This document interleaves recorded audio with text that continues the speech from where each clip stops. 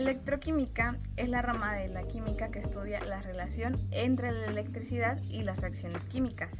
Involucran procesos donde ocurre una transferencia de electrones, como lo es la oxidación y la reducción. Se divide en dos áreas principales: celdas galvánicas o voltaicas y celdas electrolíticas. En las celdas galvánicas o voltaicas, estas convierten energía química en eléctrica, como son las baterías. Aquí suceden reacciones espontáneas que generan electricidad. En las celdas electrolíticas usan la electricidad para forzar reacciones químicas. Es lo contrario a lo que hacen las celdas galvánicas. En estas se usan las reacciones no espontáneas, como son la obtención de metales o la electrólisis del agua. Los componentes básicos de una celda electrolítica vienen siendo lo que son los electrodos, que viene siendo el ánodo, que nos indica la oxidación, y el cátodo, que nos indica la reducción. Viene siendo también una solución que se llama electrolito. En esta solución es la que nos facilita la transferencia o el flujo de los iones. Las reacciones electroquímicas son procesos químicos que implican una transferencia de electrones entre especies químicas. Estas reacciones conectan fenómenos químicos con la generación o el consumo de energía eléctrica y son fundamentales en aplicaciones como baterías, celdas de combustible y procesos de electrólisis. Los tipos de reacciones electrolíticas se dividen en dos: reacciones espontáneas y reacciones no espontáneas. Las reacciones espontáneas se llevan a cabo por las celdas galvánicas o voltaicas. Estas reacciones convierten energía química en eléctrica de forma natural, como ocurre en las pilas y baterías. Un ejemplo de estas es la pila de Daniel. En esta, el zinc se oxida liberando electrones, mientras que el cobre se reduce. Esto genera un flujo de corriente debido a la diferencia de potencial entre ambos metales. Las reacciones espontáneas se llevan a cabo en las celdas electrolíticas. Estas reacciones requieren de una energía que llega de manera externa para poder llevarse a cabo. Se usa en la liberación de compuestos y en procesos industriales. Un ejemplo de esta es la electrólisis del agua. Esta separa moléculas de agua en oxígeno e hidrógeno mediante el uso de una corriente eléctrica externa. Las interfaces son regiones de contacto entre diferentes fases, como es los sólidos, líquidos y gases, donde ocurren importantes interacciones electroquímicas. Estas interfaces son fundamentales para la transferencia de carga, el transporte de masa y la cinética de reacciones electroquímicas. En particular, las superficies de electrodos sirven como interfaces donde se conectan los procesos de oxidación y reducción. La influyen significativamente en la reactividad y eficiencia de los procesos electroquímicos, afectando parámetros como el voltaje y la densidad de la corriente. Es decir, que la conductancia es igual a 1 dividido entre la resistencia. Existe la conductividad específica y conductividad equivalente. La específica mide la capacidad de una solución para conducir la electricidad dependiendo de la concentración, el tipo de iones presentes y se expresa en siems por metro. Por otro lado, la equivalente evalúa la eficiencia con la que un mol de iones transporta electricidad, calculándose como la relación entre la conductividad específica y la concentración del electrolito. Algunos factores que afectan la conductancia en soluciones son el tipo de solvente, ya que el solvente es con altas constantes dieléctricas como el agua favorecen la disociación de electrolitos y solventes a baja viscosidad y permiten una mayor movilidad iónica. La naturaleza del electrolito, ya que los electrolitos fuertes se disocian completamente aumentando la conductancia, mientras que los débiles se disocian parcialmente reduciendo la concentración, ya que a bajas concentraciones la conductancia aumenta por mayor movilidad iónica y a altas concentraciones las interacciones entre iones se disminuyen. La temperatura también, ya que entre mayor sea la viscosidad disminuirá, favoreciendo la movilidad iónica y así aumentando la conductancia. Una característica clave de la electroquímica es la doble capa electroquímica, que describe la estructura que se forma en la interfaz entre un electrodo y un electrolito y consiste en una capa de iones absorbidos en una superficie del electrodo y una capa de contraiones en el electrolito. La doble capa eléctrica se divide en 3 regiones principales. La primera sería la capa o plano interno, que es la capa más cercana al electrodo y contiene moléculas del solvente y especies absorbidas específicamente. También es el punto donde se encuentran los centros dieléctricos de estas especies, por lo que se le llama plano interno de Helmholtz y está ubicada a una distancia de 1 del electrodo. Después el plano externo, que los iones solvatados son los iones solvatados que no están absorbidos específicamente y se acercan al electrodo hasta una distancia de 2 y su interacción con el electrodo es más débil y de larga distancia. Finalmente, la capa difusa, que más allá del plano externo, los iones no absorbidos específicamente se distribuyen en la solución debido a una agitación térmica. Algunas interacciones que ocurren en la interfaz son las fuerzas de Van der Waals, las fuerzas de imagen y las interacciones químicas. En las características de las interfaces de la electroquímica también hay que tomar en cuenta la potencia de la interfase. Es la diferencia de energía entre un electrodo y el electrolito. Esta diferencia afecta en cómo se distribuyen los iones y cómo ocurre la reacción en la interfaz. También la capacitancia de la doble capa, ya que la interfaz entre el electrodo y el electrolito funciona como un condensador, almacenando así carga. Y su capacidad depende del tamaño del electrodo y la concentración de los iones. Y también del tipo de electrolito. La transferencia de carga, que es la resistencia que se encuentra entre los electrones para moverse entre un electrodo y el electrolito, lo que influye en la velocidad de las reacciones electroquímicas. Ahora veremos las celdas y reacciones químicas. En estas se utilizará como ejemplo la pila de Daniel, que contiene 2 soluciones salinas, el sulfato de zinc a la izquierda y el sulfato de cobre 2 a la derecha. Estas soluciones son electrolíticas y conducen electricidad. En la solución del sulfato de zinc se introduce una barra de zinc en estado de oxidación 0. Del lado derecho del sulfato del cobre 2, una barra de cobre. Al conectar los electrodos, pues no se va a fluir corriente eléctrica, ya que aún no ocurre una reacción química. Sin embargo, si agregamos un tubo en forma de U invertida con una solución electrolítica fuerte, como el cloruro de potasio, se registrará un voltaje, lo que indica la generación de corriente eléctrica. Y este tubo se llama puente salino y la separación de iones en el puente salino estimula la ionización, lo que permite el flujo de electrones en otras soluciones.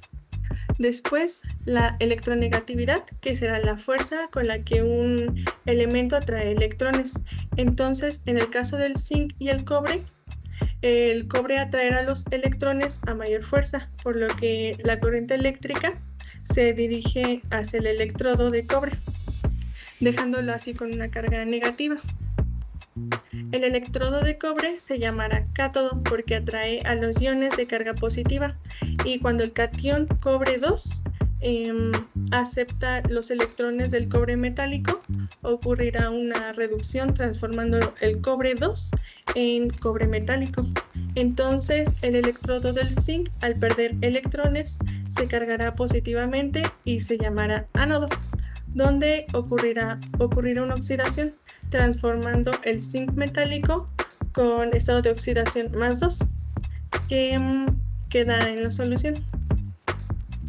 Y pues la reacción química general sería la siguiente, donde el zinc metálico, al reaccionar con el cobre 2, que estará en solución acuosa, produce zinc más 2, que también está en solución acuosa, más cobre metálico, y por cada mol de cobre transformado se generará 1. La energía libre de Gibbs es una función termodinámica que se utiliza para predecir la espontabilidad de una reacción química, donde su fórmula es la siguiente.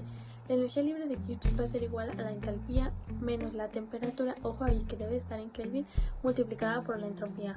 Cuando los valores de la energía libre de Gibbs sean negativos, es que este proceso ocurrirá de forma espontánea y se le llamará un proceso exergónico. De lo contrario, será un proceso entergónico. Otro de los temas es la interacción ion-disolvente de la energía libre de Gibbs.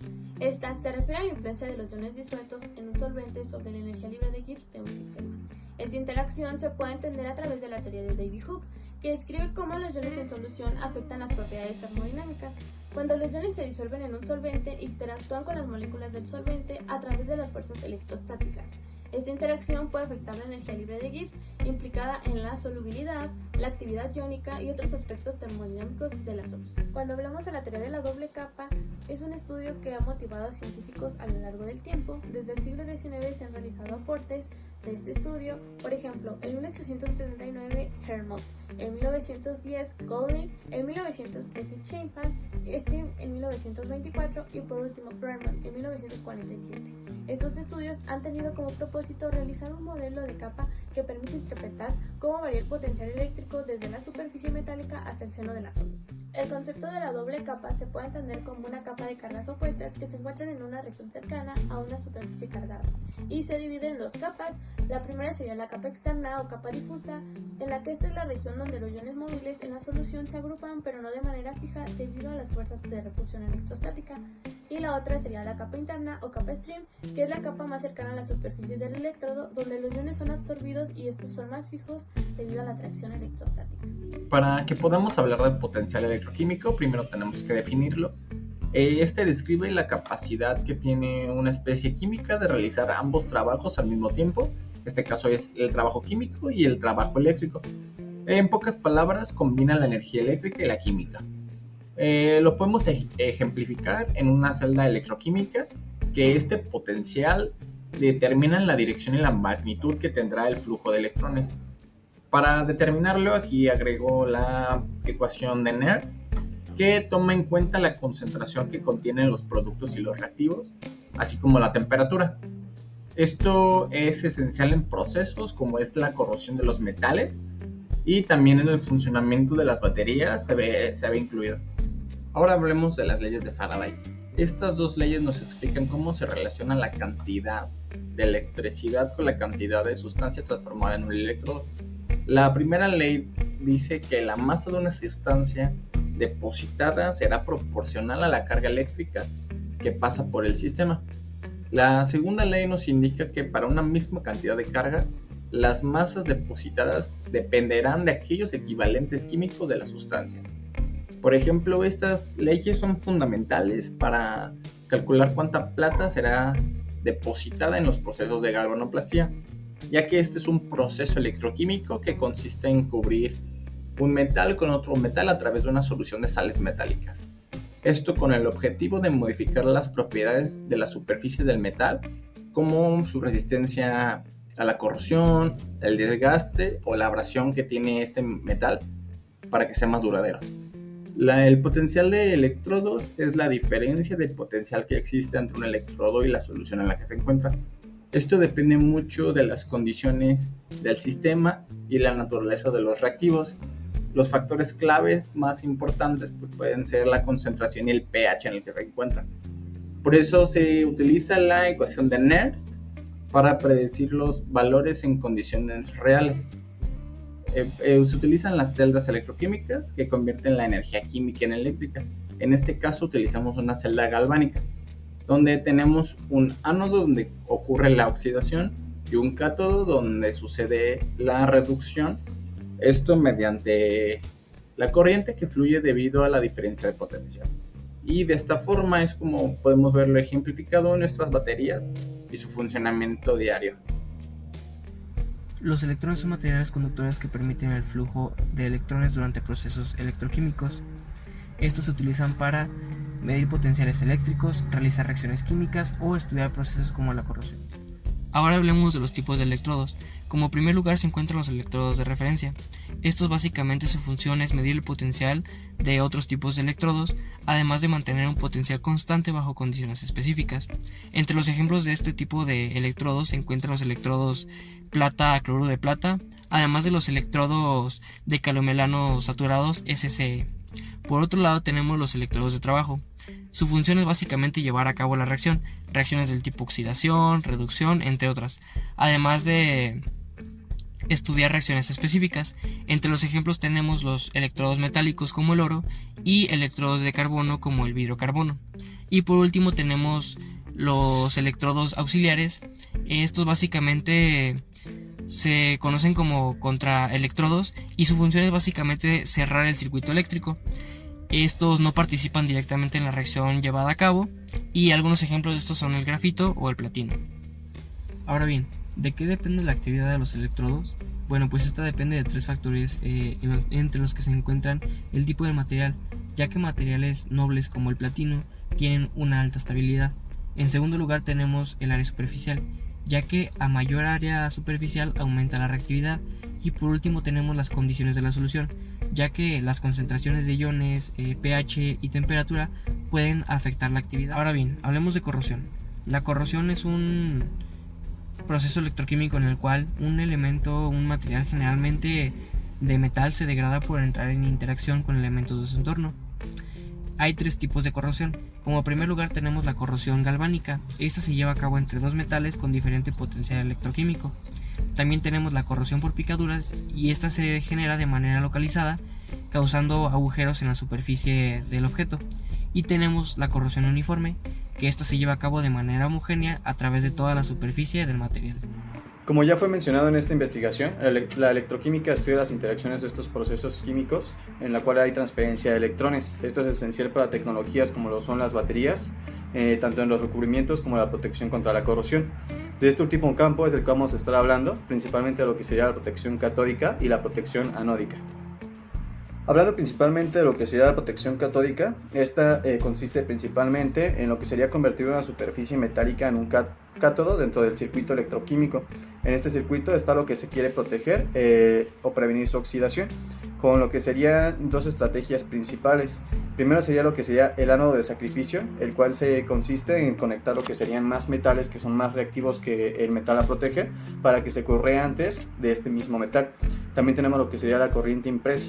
Se utiliza lo que es una fuente externa de corriente que aplica una polarización para reducir el potencial electroquímico del metal protegido. Esta técnica es más común en lo que serían estructuras enterradas o sumergidas, como podrían ser lo que son tuberías o tanques. Adicionalmente tenemos lo que sería la protección anódica. Esta protección implica lo que sería polarizar un metal a un estado pasivo. Lo que va a hacer es formar lo que es una capa de óxido protectora para evitar la corrosión a largo plazo.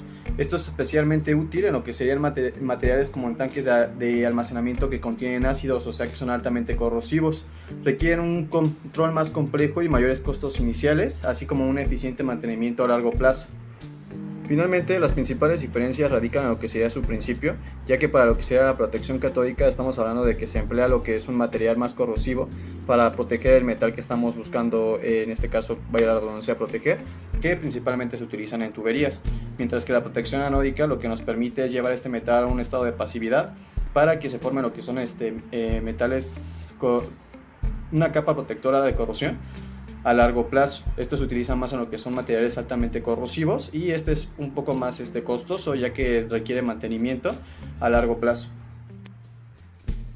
En este caso podemos apreciar lo que es una reacción de electrólisis del agua, usando lo que es una solución de bicarbonato de sodio con la pura agua, una batería y dos cables. Además de que como conductor del cátodo estamos utilizando lo que serían dos lápices con su grafito. Podemos ver cómo al momento de conectar la batería se da un burbujeo en lo que es la solución salina. Esta solución es la que nos está indicando la electrólisis. Esto es parte de lo que estamos estudiando de electroquímica, debido a que la electroquímica estudia lo que son reacciones de óxido-reducción donde hay transferencia de electrones. Estas reacciones pueden generar energía eléctrica para después poderse emplear, por ejemplo, en pilas biogalvánicas, que también podría ser un experimento que podremos emplear más adelante. Nosotros realizamos un ejercicio de electroquímica, el cual dice lo siguiente. En cierto experimento con una celda formada por electrodos de zinc y de hidrógeno diatómico, se encontró que el valor potencial era de 0.54 voltios a una temperatura de 25 grados centígrados. Si la concentración de cationes de zinc es de 1 molar y la presión del hidrógeno diatómico es una atmósfera, tenemos que calcular la concentración de hidrógeno usar la reacción global, la cual es hidrógeno en una solución acuosa más zinc en estado sólido, lo cual nos dará hidrógeno adiatómico en estado gaseoso más zinc en estado acuoso. Vamos a partir de la ecuación de Nernst, la cual nos dice que va a ser la potencial del medio de la celda es igual al potencial estándar de la celda menos 0.59, que es un valor fijo que ya está en la ecuación, entre n, donde n es el número de electrones intercambiados, va a ser multiplicado por el logaritmo de q, que q es el coeficiente de reacción. Y bueno, de todos estos valores no conocemos el valor de la potencial estándar de la celda, y para ello tenemos que saber cuál es el ánodo que se va a oxidar y cuál es el cátodo que se va a reducir. En esta ocasión el zinc es la ánodo que se oxidó y el hidrógeno es el cátodo que se redució.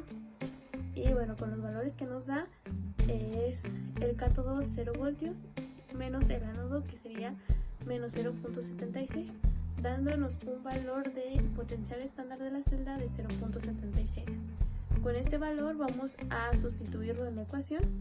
Ya conocemos Q, que Q va a ser igual a 1 entre hidrógeno elevado al cuadrado. Y bueno, ya sustituimos todos los valores y dándonos así un valor de 1.92 por 10 a la menos 4 molar.